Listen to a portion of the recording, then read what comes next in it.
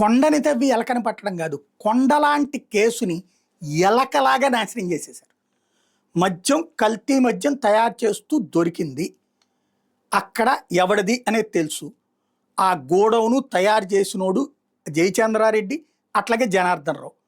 వాళ్ళది open secret. కానీ వాళ్ళిద్దరిని కాపాడటానికి ఒక దొంగ కేసు పెట్టారు.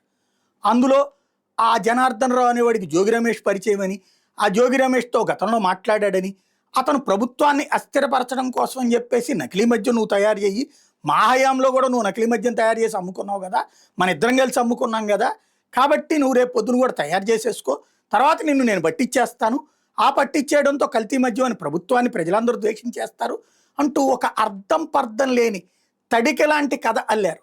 ఆ అల్లిన దిక్కుమాలిన కథతో జోగి రమేష్ని మీదన ఇప్పుడు 500 పేజీల ఛార్జ్షీట్ పెట్టారు. ఎక్సైజ్ వాళ్ళు మళ్ళీ కస్టడీకి తీసుకుంటారు. దేనికి పనికి వస్తే కేసు తుస్సుమంటాం. కల్తీ లెక్కర్ అన్నటువంటిది ఇది 4వ కేసు. తయారు చేస్తున్నారు, అమ్ముకుంటున్నారు. అసలు లెక్కర్ ధరలు పడిపోవడం కాదు, అసలు లెక్కర్ రేట్లు పెరిగినాయి. అసలు లెక్కర్లో ఆదాయం 4.5% పడిపోయింది. అయినా సరే కల్తీ లెక్కర్ అమ్ముకునే వాడిని కాపాడటానికి ఈ కేసుని తుస్సుమనిపిస్తున్నారు.